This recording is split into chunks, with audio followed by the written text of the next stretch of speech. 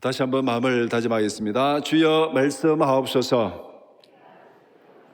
말씀대로 지켜하는 우리 모두가 되기를 축복합니다. 하나님이 세상을 창조하셨습니다. 하나님이 세상을 구원하십니다. 너무나도 많이 들은 얘기입니다. 하나님이 역사를 주관하시고 이끌어 가십니다. 이 과정에서 하나님은 필요한 사람을 부르시고 또 그들을 보내십니다. 이런 모든 과정을 우리는 하나님의 통치라고 말합니다. 하나님의 섭리라고 말합니다. 하나님은 어떤 사람을 불러 보내시고 어떤 사람에게 심부름을 시키십니다. 그리고 하나님은 그 보낸 사람에게 무관심한 분이 아닙니다. 하나님은 부르시고 보내실 뿐만 아니라 함께 동행하시는 분입니다. 이것이 하나님께서 모세를 부르시고 보내는 과정에서 보여주는 핵심적인 내용입니다. 하나님께서 세상을 주관하시고 통치하시고 인도하시면서 필요한 사람을 부르시고 그 사람을 보내시고 무관심하지 아니하시고 그 사람과 함께 하시고 끝까지 동행하시는 그 하나님이시다. 이것이 오늘 본문에서 말씀하고 있는 내용입니다. 하나님은 택하시고 부르신 자와 끝까지 함께 하십니다. 이 세상에서 성도로 살아가면서 이 사실을 확실히 믿으시기를 바랍니다. 하나님께서 우리를 예수 안에서 우리를 부르시고 자기 백성으로 삼아주시고 성도로 삼아주셨습니다. 그렇다면 하나님께서 우리와 끝까지 함께 하실 줄 믿습니다. 이 사실을 믿으십니까? 하나님이 함께 하신다면, 이것을 믿는다면 우리가 무엇을 두려워하고 무엇을 염려하고 무엇을 걱정하시겠습니까? 하나님이 부르시고 택하시고 구원하신 자기 백성과 끝까지 함께 하십니다.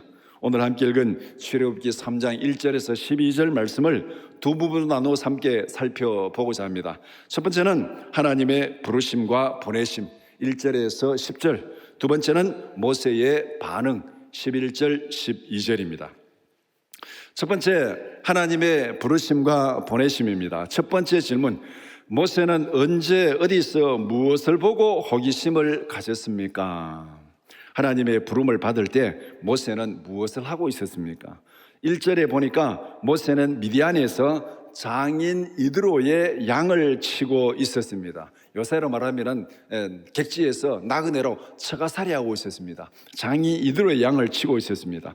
호렙산에서 양을 치던 모세는 제사장도 아니었고 선지자도 아니었습니다. 모세는 광야에서 양을 치는 지극히 평범한 목자였습니다. 평범한 목자도 아니고 어떻게 보면은 나그네 생활하고 처가살이하고 나이가 든 그렇게 나이든 목자였습니다. 요사이야 사람들이 다 필요에 의해서 결혼하고 처가집 가까이로 가는 것이 요사이 대세고 추세입니다. 그래야 편하지요. 육아로 비롯해가지고 모든 것이 편하니까 그리 가는데, 예전에 제가 어릴 때는 그런 말을 많이 들었습니다. 끝뿌리 서말만 있어도 뭐 안 한다고요? 처가살이 안 한다고. 끝뿌리 서말만 있어도 처가살이 안 한다 그랬습니다. 그리고 처가집과 경상도 말로 통신은 멀리 있는 게 낫다.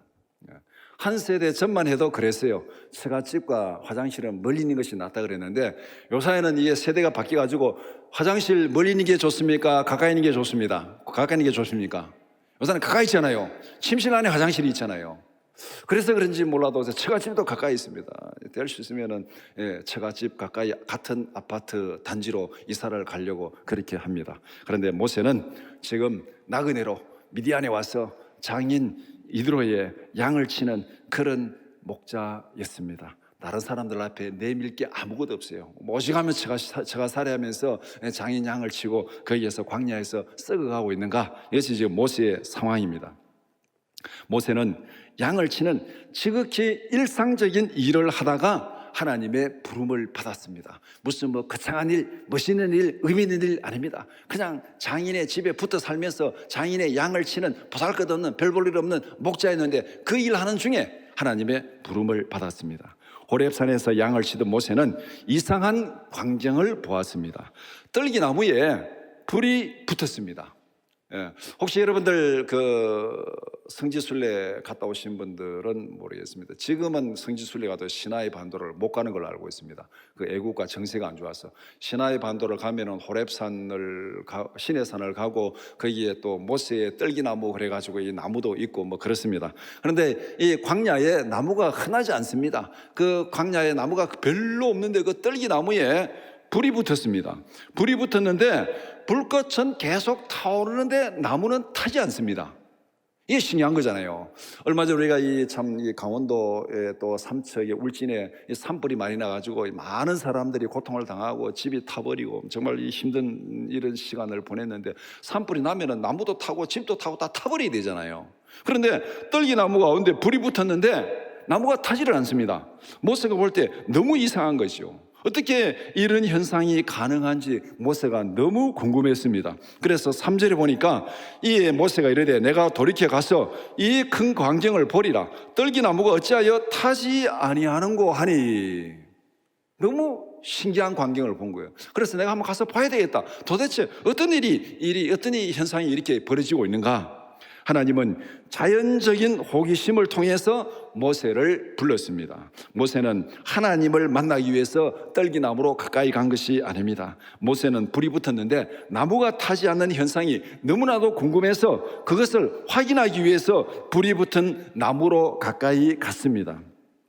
하나님께서 우리를 부르시는 과정은 너무나도 다양합니다. 모세는 이렇게 호기심을 통해 불렀고 오늘 본문에 보면 그 불꽃 가운데 누가 있었습니까? 하나님의 사자가 그 불꽃 가운데 있었어요. 모세는 하나님의 사자를 만나러 간 게 아닙니다. 하나님 앞에 나간 게 아니에요. 그냥 불꽃이 붙었는데 왜 나무가 타지 않는지 너무 이상하다. 왜 이런 일이 일어날까? 그거 보러 간 겁니다. 호기심에 그거 보러 간 거예요. 하나님께서 그것을 통해서 지금 모세를 부르고 있습니다. 양을 치는 모세를 부르고 있습니다.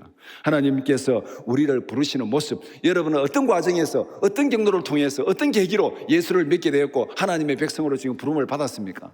그 과정은 사람들마다 너무나도 다양하게 나타납니다. 여러분 각자가 다 다른 상황에서 부름을 받았을 수도 있습니다. 제 친구 가운데는 이런 사람이 하나 있습니다. 대학 1학년 때 같은 반에 있는 여학생이 마음에 들어가지고 그 여학생 만나려고 교회로 갔습니다. 그런데 교회로 가가지고 거기서 은혜를 받고 그 여학생은 관심이 없고 하나님 앞에 선교사로 서원하고 지금까지 선교지에서 선교사로 사역하고 있습니다. 하나님이 부르신 그 부름이 참 모세는 불꽃 가운데 불렀고 그 친구는 여학생을 통해서 불렀고 그래가지고 선교사로 헌신시켜서 지금도 선교 사역하고 있습니다.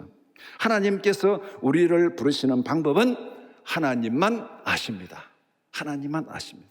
지극히 평범한 일을 하는 가운데 때로는 우리가 상상하지도 못한 엉뚱한 일을 통해서 하나님이 우리를 부르십니다. 그것이 무엇이든지 간에 하나님의 부르시면은 하나님의 계획에는 분명한 하나님의 뜻이 있는 줄 믿습니다. 두 번째 질문, 호기심을 가지고 다가가는 모세에게 누가 무엇을 명령하셨습니까? 떨기나무 불꽃 안에는 하나님의 사자가 계셨습니다. 하나님의 사자는 불꽃 가운데서 모세가 다가오는 것을 보고 있었습니다. 하나님께서 모세를 부르십니다. 4절에 떨기나무 불꽃 가운데서 모세야 모세야 이렇게 지금 부르고 있습니다. 5절에서 이렇게 명령합니다. 첫 번째, 이리로 가까이 오지 말라. 이리로 가까이 오지 말라. 하나님께로 가까이 오지 말라는 거예요. 두 번째, 내가 선 곳은 거룩한 땅이다. 양을 치는 이 호렙산이 거룩한 땅이라는 말이 아닙니다. 모세는 수도 없이 그 땅에서 양을 쳤어요. 40년 동안 양을 쳤습니다. 그런데 왜 그것이 거룩한 땅이라고 말하지 않고 거룩한 땅도 아닌데 지금 왜 하나님께서 내가 선 곳은 거룩한 땅이라 그렇게 말하고 있습니까? 모세는 40년 동안 거기 다녔는데 이게 무엇입니까? 하나님이 계시는 곳이 거룩한 땅입니다. 우리가 일평생을 살아가는 내 삶의 터전, 내 직장, 우리의 가정, 그것이 어디든지 간에 하나님이 임하시면 그곳이 거룩한 곳이 될 줄 믿습니다. 우리의 몸은 하나님의 성령이 거하시는 성전이라고 성경은 말씀하고 있습니다. 어디를 가든지 하나님이 함께 하시면 그 사람은 거룩한 사람입니다. 어디를 가든지 하나님이 함께 하시면 그곳이 바로 거룩한 곳이고 거룩한 땅입니다. 그래서 하나님께서 모세에게 내가 선 곳은 거룩한 땅이다 왜 거룩한 땅이냐? 지금 하나님의 사자가 불꽃 가운데 임해 있습니다. 하나님이 임재하시니까 그것이 거룩한 땅이라는 거예요. 세 번째는 내 발에서 신을 벗으라. 신발을 벗는 것은 항복을 의미하는 것입니다. 신발을 벗는 거는 이거는 수치스러운 일이고 항복을 의미하는 것입니다. 이게 루키서에도 보면은 이 기어 물을 자 할 때 그 신발 벗는 얘기가 나오잖아요. 네가 물으라. 못 물으면은 너는 신발을 벗으라. 신발을 벗으면은 너는 이 하나님 앞에서 의무를 감당하지 못하는 자라고 침을 뱉고 그 사람을 완전히 이렇게 막 좀 하는 그런 해가 신발을 벗는 거예요. 신발을 벗어 던지는 모든 권리를 당신에게 다 준다는 얘기입니다. 내 권리 다 포기하고 당신에게 권리를 준다고 이런 의미에서 신발을 벗는 거예요. 근데 신발을 벗으라. 이것은 바로 하나님 앞에서 항복을 의미하는 것입니다. 하나님 앞에 신발 벗고 나는 패배자입니다. 다 하나님 앞에 위임합니다. 하나님이 계시는 곳이 거룩한 곳이고 하나님 앞에서 신발을 벗으라. 절대적인 복종을 의미하는 것입니다. 그리고 또 상식적으로도 광야에서 목자가 신발을 벗는 것은 자기를 포기하는 것입니다. 광야에 그 땅이 얼마나 뜨겁습니까? 계속 이 사막에 불빛 같은 떼약볕이 내리쬐는데 그 땅이 너무나도 뜨겁고 그 다음에 거기에는 광야니까 비도 안 오고 이 날카로운 돌멩이들이 많이 있고 또 간혹가다 가시덤불도 있고 이런 곳에서 신발을 벗으면은 발을 보호할 수가 없고 걸어 다닐 수가 없습니다. 자기를 포기하고 전적으로 하나님만 의지하라는 하나님의 명령입니다. 내 신발을 벗으라.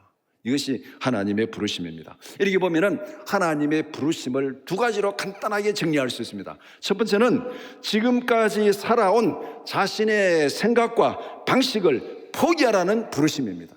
지금까지 목자로서 모세가 신발을 신고 호레산을 다니고 광야를 다니고 그렇게 다녔는데 신발을 벗으라. 너의 생각과 너의 모든 방식을 포기하라는 겁니다. 목자가 신발을 벗고는 어떻게 감당할 수 없어요.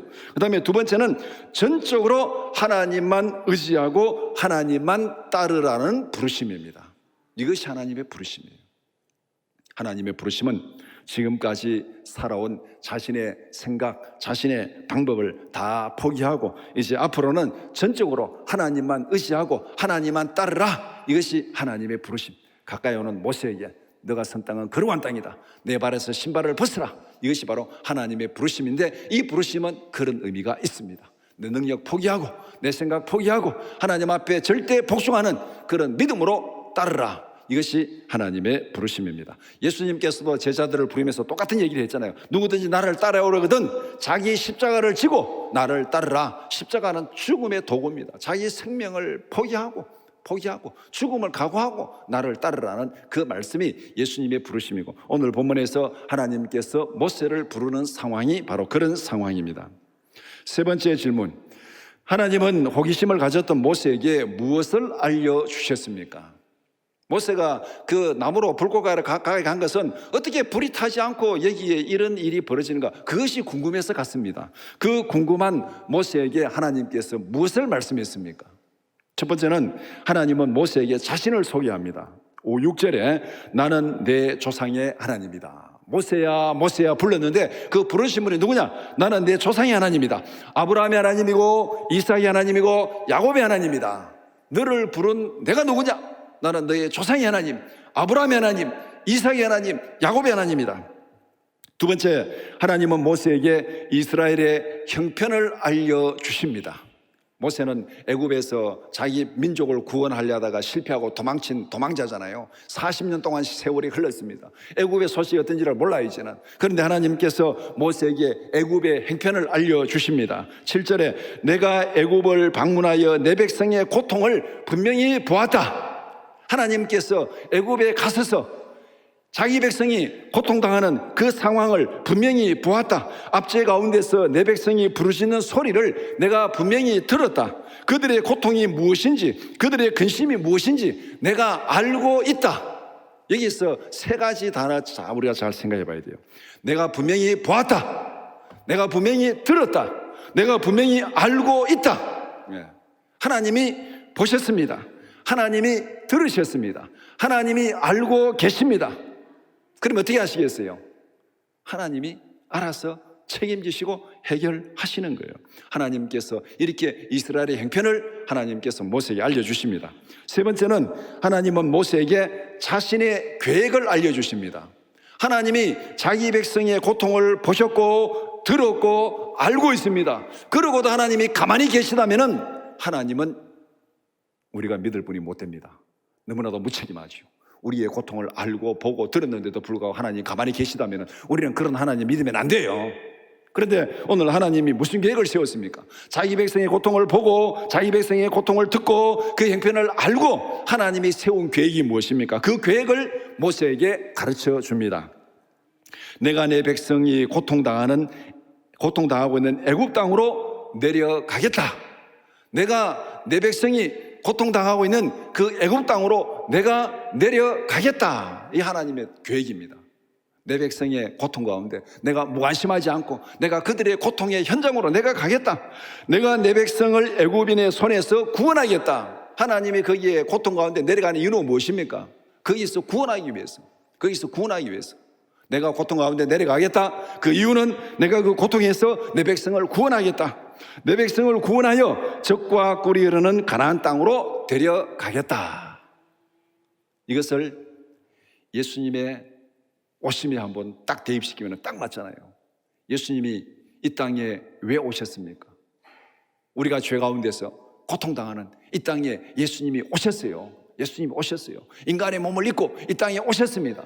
왜 오셨습니까? 우리를 구원하기 위해서, 죄 가운데서, 고통 가운데서, 죽음 가운데서 구원하기 위해서, 구원해서 어디로 데려가려고? 새하늘과 새 땅, 영원한 천국으로 우리를 데려가려고 하나님께서 독생자를 보내서 예수님이 이 땅에 오셨습니다. 그 하나님의 계획, 예수님의 계획, 오늘 본문에서 모세에 알려준 하나님의 계획 딱 맞아떨어지잖아요. 자기 백성이 고통당하는 그 고통을 보셨고 들으셨고 알고 계신 하나님이 그 고통 가운데 찾아가시고 그들을 구원하셔서 젖과 꿀이 흐르는 새하늘과 새 땅으로 인도하시겠다. 이것이 하나님께서 모세에게 알려주신 하나님의 계획입니다.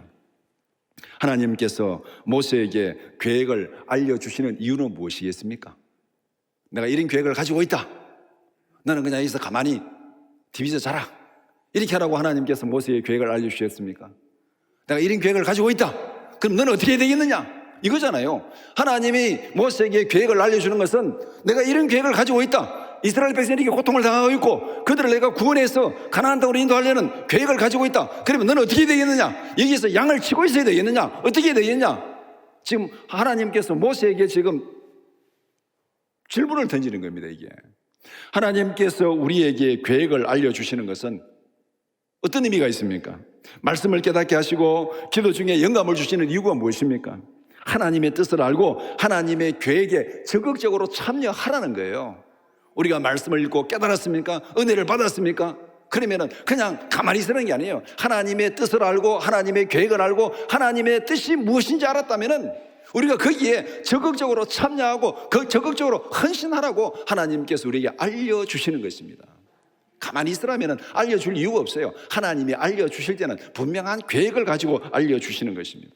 그래서 로마서 12장 1절 말씀 우리 한번 같이 보겠습니다. 너희는 이 세대를 본받지 말고 오직 마음을 새롭게 함으로 변화를 받아 하나님의 선하시고 기뻐하시고 온전한 뜻이 무엇인지 분별하도록 하라. 뜻을 알려주시는 것은 하나님의 뜻에 맞게 삶의 방향을 바로 잡으라는 것입니다. 광야에서 양을 치고 있는 모세에게 하나님의 뜻을 알려주는 것은 이제 이 양을 치는 이 일에서 너가 할 일이 분명히 세워졌다. 너의 방향이 이제 바뀌어질 것이다. 너가 할 일이 있다는 것을 하나님께서 지금 알려주는 것입니다.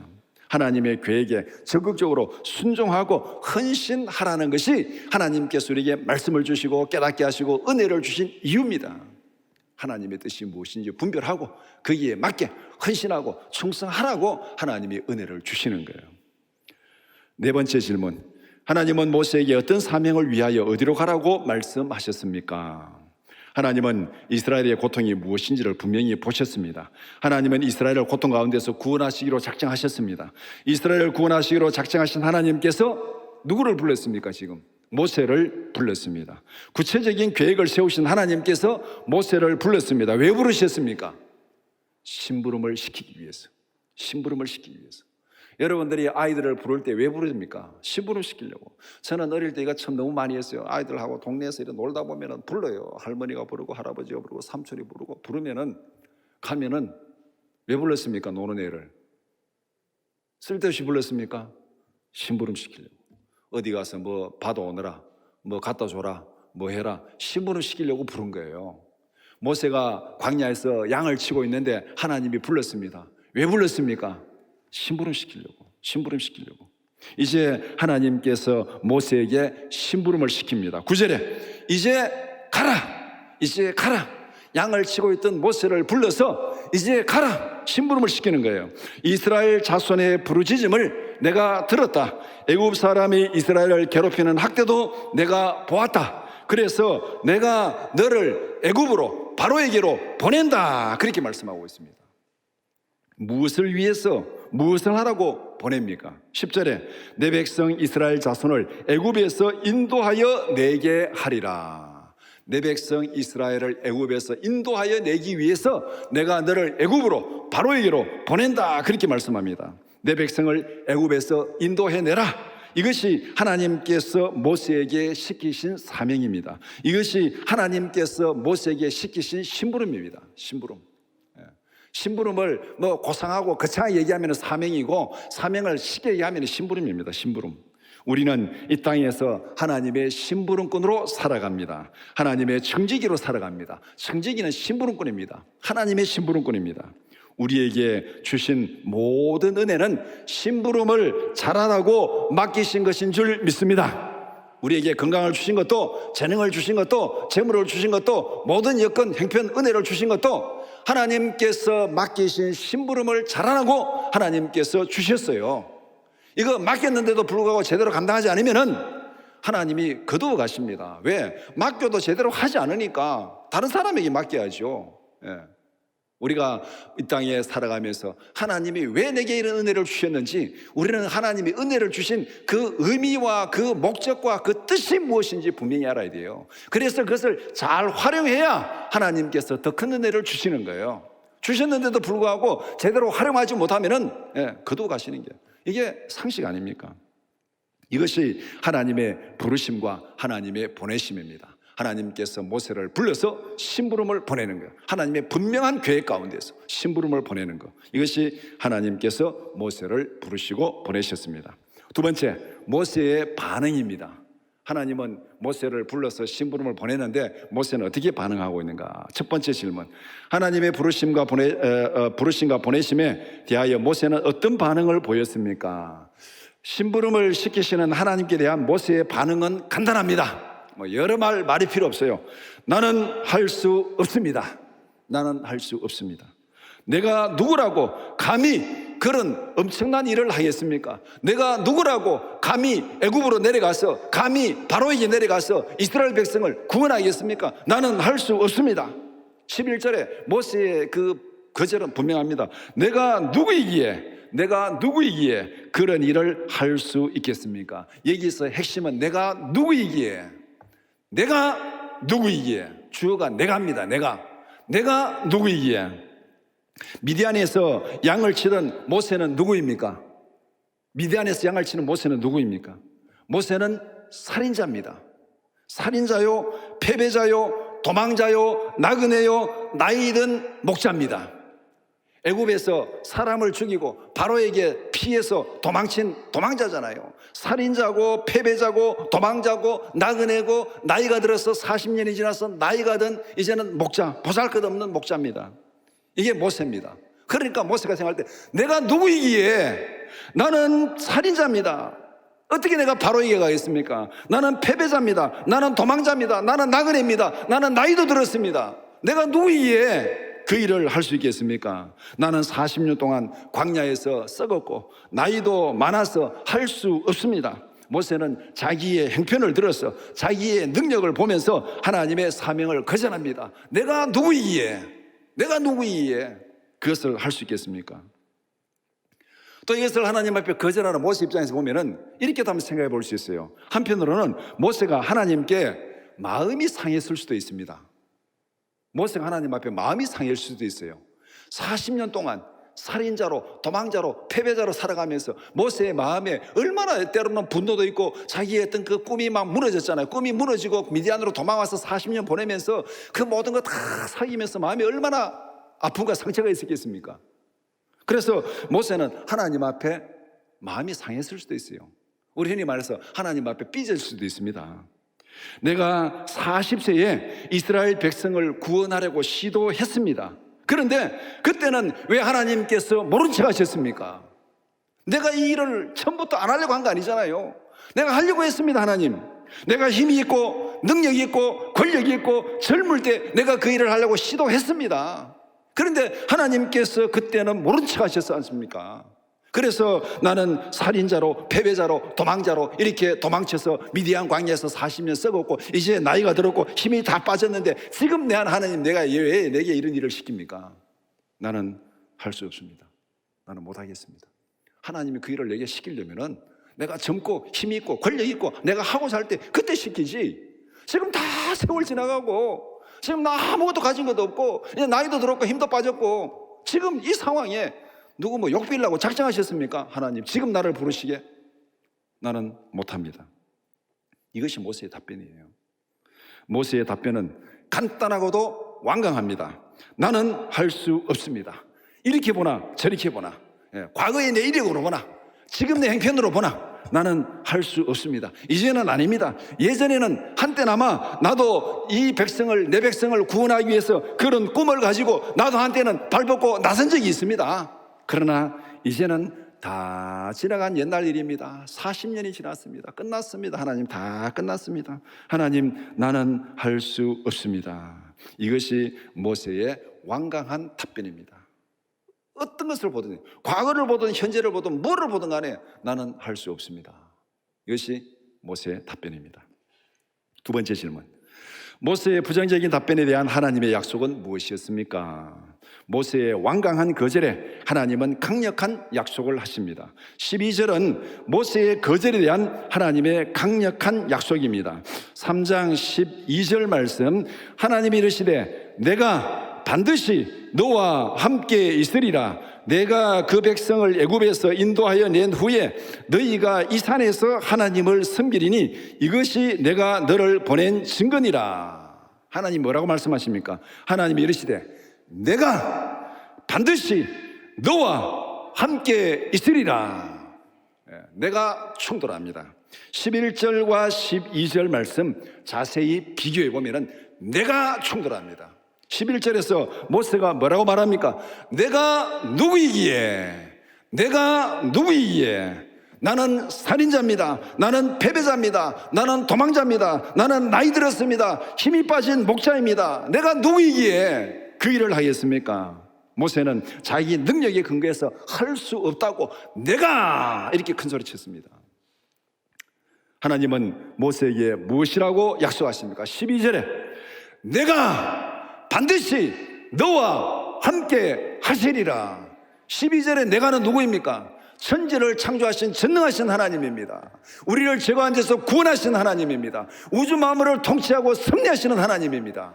내가 충돌하고 있어요. 살인자요, 패배자요, 실패자요, 이 나이든 나그네 내가와 천지를 창조하신 전능하신 하나님 내가, 이 둘이 충돌하고 있습니다.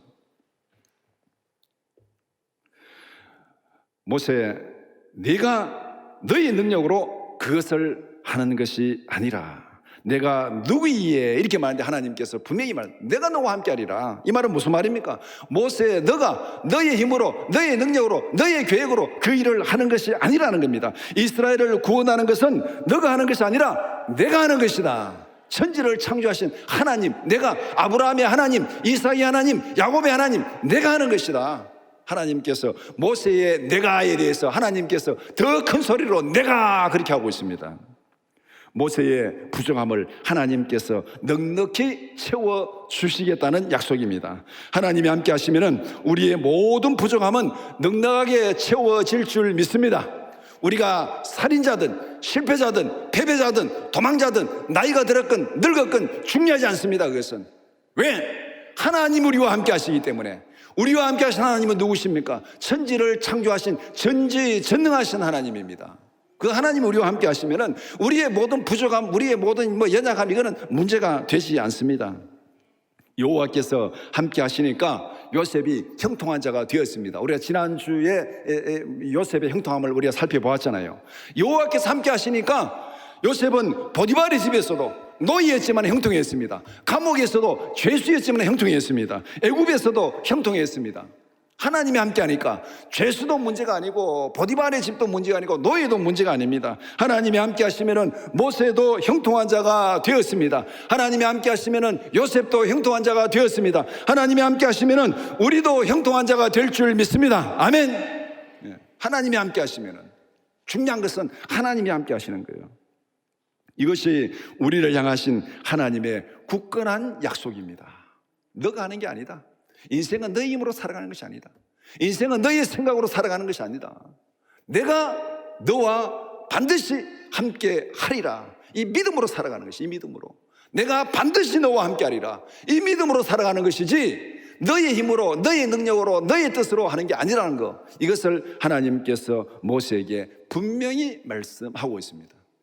오늘 우리가 살아가면서도 우리는 이 내가가 계속 충돌합니다. 하나님 앞에서 내가 누구기에, 내가 어떻게 그거 하겠습니까? 내 능력으로, 내 힘으로 내가 어떻게 그거 하겠습니까? 우리는 계속 내가 하나님 앞에 이렇게 하면서 하나님의 뜻에 거역할 때가 많이 있습니다. 그런 거역에 하나님이 뭐라고 말씀하십니까? 내가 반드시 너와 함께 있으리라. 믿습니까? 이 믿음만 있으면 우리는 다 해결됐습니다. 문제는 이 믿음이에요. 이 믿음. 하나님께서 나와 반드시 함께 하신다, 이 믿음이 있느냐 없느냐가 문제지, 내게 능력이 있느냐 없느냐, 내가 지혜가 있느냐 없느냐, 내게 재물이 있느냐 없느냐, 그것은 중요하지 않습니다. 하나님이 나와 함께 하시느냐 아니냐, 전능하신 하나님, 천지를 창조하신 하나님, 그 하나님이 나와 함께 하시느냐 하지 않느냐, 그 믿음이 내게 있느냐 없느냐, 이것이 우리의 인생을 결판낼 줄 믿습니다. 말씀을 정리해 봅시다. 오늘 본문이 강조하는 핵심은 이것입니다. 하나님이 함께 하시면 우리의 연약함은 말끔히 해결됩니다. 우리는 스스로의 노력으로 죄에서 구원받을 수 없습니다. 우리의 능력으로 죽음을 이기고 영생을 누릴 수 없습니다. 나는 할 수 없지만 나와 함께 하시는 하나님은 하십니다. 하나님이 함께 하시면 우리는 완전히 달라집니다. 하나님이 함께 하시면 우리는 거룩한 자로 변화됩니다. 하나님이 함께 하시면 우리는 죄사함 받고 구원 받습니다. 임마누엘의 은혜로 죄사함 받고 구원 받았습니다. 우리 가운데 오신 예수님, 임마누엘의 예수님으로 통해서 우리는 죄사함 받고 구원 받은 거예요. 내 힘으로, 내 능력으로 죄사함 받고 구원 받은 거 아닙니다. 하나님의 은혜로 된 것입니다. 하나님이 함께 하시면은 세상에서 형통한 자가 됩니다. 하나님이 함께 하시면은 요셉에게는 세상의 그 어떤 장애물도 문제가 되지 않았습니다. 세상의 유혹도 문제가 되지 않았습니다. 세상의 모함도 문제가 되지 않았습니다. 애굽의 감옥도 문제가 되지 않았습니다. 하나님이 함께 하시면은 세상에서 형통한 자가 될 줄 믿습니다. 오늘 우리에게도 마찬가지예요. 요셉과 함께 하시고 모세와 함께 하신 그 하나님이 우리와 함께 하신 줄 믿습니다. 하나님이 함께 하시면은 나의 능력도, 나의 모든 것도, 나의 모든 어떤 힘없는 것도, 이것도 문제가 되지 않습니다. 하나님이 함께 하시면. 인생의 문제는 내가 해결할 수 있는 것이 아닙니다. 우리는 이거 가지고 씨름하면서 발버둥 치며 살아왔습니다. 내가 뭘 해보려고, 인생은 내 힘으로 되는 거 아니에요. 인생은 나를 통해서 성령이 역사하시는 줄 믿습니다. 나를 통해서 하나님이 역사하시는 거예요. 내가 하는 게 아니에요. 이 원리를 우리가 바로 알아야 됩니다. 인생은 내 힘으로, 내 능력으로 발버둥 치는 게 아닙니다. 나를 통해서 하나님이 역사하시게 하는 것, 나를 통해서 성령이 역사하시게 하는 것, 이것이 우리가 하나님 앞에 순종하고 헌신하는 거예요. 하나님, 나를 통해서 하나님이 역사하여 주시옵소서. 나의 문제는 나와 함께 하시는 하나님의 능력이 해결하십니다. 나의 능력이 아니라 나와 함께 하시는 하나님의 능력으로 세상을 넉넉히 이기며 살아가는 우리 모두가 되기를 주님의 이름으로 축원합니다.